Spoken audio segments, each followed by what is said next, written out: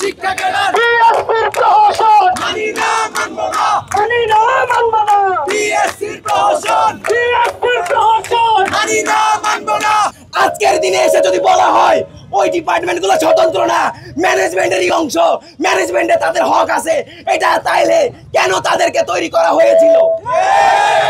তাদের স্বকীয়তা আছে বলেই তো তাদেরকে তৈরি করেছেন। তাহলে আজকে কেন আবার বলতেছেন যে আপনি ম্যানেজমেন্টের পার্ট? আপনি কিভাবে ম্যানেজমেন্টের সমমনা? এক্সট্রিম মশার কয়েল প্ল্যান্ট ফাইবার দিয়ে তৈরি, তাই সহজে ভাঙে না, সুগন্ধিযুক্ত ও নিরবিচ্ছিন্নভাবে জ্বলে। ডেঙ্গু, চিকুনগুনিয়া বাহি সহ যে কোনো মশার বিরুদ্ধে দেয় এক্সট্রিম সুরক্ষা। আপনি যদি ম্যানেজমেন্টের সমমনা হন তাহলে আপনি কেন তৈরি করলেন? শিক্ষাই জাতির মেরুদণ্ড, আমরা সকলে এটা জানি। শিক্ষার সাথে যদি এভাবে প্রহসন করা হয় জাতি কোথায় যাবে? একজন আদর্শ শিক্ষকই পারে একটা আদর্শ রাষ্ট্র গড়ার জন্য। প্রয়োজন একজন আদর্শ শিক্ষক, প্রয়োজন একজন আদর্শ রাষ্ট্র গড়ার জন্য।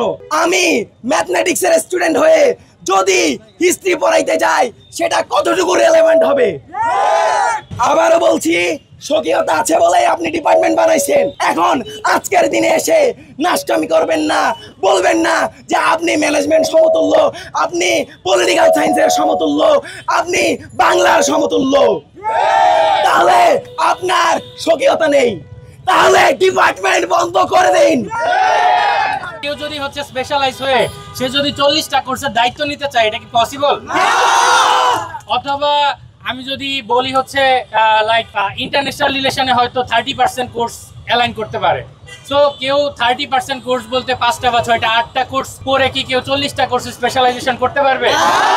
তো সেই ক্ষেত্রে আমার একটাই দাবি থাকবে, সেটা হচ্ছে এই সিদ্ধান্তগুলো যদি কোনো অলরেডি কোনো প্রক্রিয়ায় কেউ থাকে, কোনো লেজিটিমেট অথরিটি, সেটা অবশ্যই স্টেক হোল্ডারদের সাথে বসে আরও আলাপ আলোচনা করে ক্লিয়ার কাট একটা সিদ্ধান্ত নেওয়া উচিত। এবং আমার মনে হয় এই ক্ষেত্রে যদি হচ্ছে কোনো নতুন ক্যাডার করার সুযোগ থাকে, আমার মনে হয় নতুন ক্যাডার চালু করা উচিত।